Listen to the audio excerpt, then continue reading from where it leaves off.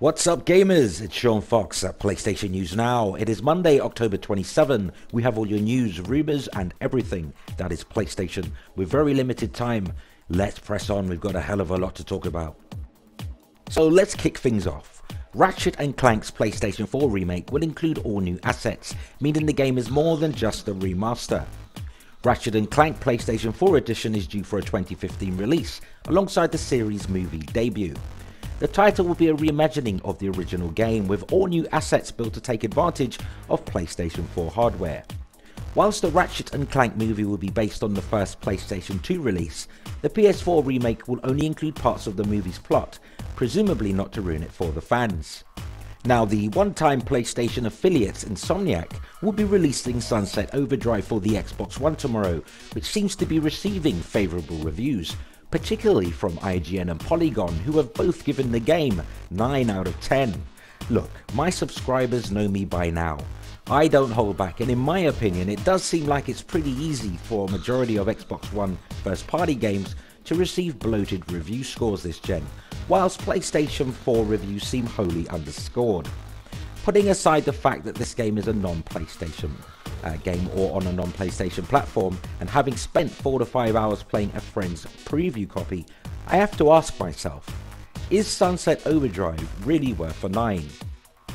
Similar games which are equally as good or average depending on your opinion, a la infamous PlayStation 4 series, have received predictably average or slightly above average review scores from the two major sites I've just mentioned, but that's for another show. Actually, speaking of future shows, let me know in this video's comment section regarding the obvious disparity between Xbox One and PS4 review scores, mostly coming from corporate-run gaming sites. It's probably a good idea then that Sony are set to release SharePlay, so gamers sitting on the fence or undecided on any particular game can try the game out for themselves at no cost. Then I think a lot of these questionable reviewers will be found out. To be honest with you viewers, I'm of the opinion it's becoming even more difficult to trust mainstream game sites. Do you share that opinion? I'll be very interested in what you gamers feel about it. Anyway, an announcement regarding Ratchet & Clank, which is expected at December's forthcoming PlayStation experience. I guess we'll see how it all pans out. WWE 2K15 runs at 1080p on both PlayStation 4 and Xbox One. WWE 2K15 is said to be so real you can feel it. The announcement was made by 2K Games via Twitter. Quote, the PlayStation 4 and Xbox One versions of the game will be in your face and in beautiful 1080p, so real you'll feel it. Nice, so who's looking forward to this game? Do you prefer UFC or WWE? Let me know in the comment section. And in our final news story, do purchasers or indeed early adopters of Driveclub deserve a refund and an apology for the major mishaps that have plagued this game? Driveclub launched on October 8th, and almost 3 weeks later, a ton of gamers have only just been able to play the online portion of the game. And where the hell is the PlayStation Plus edition?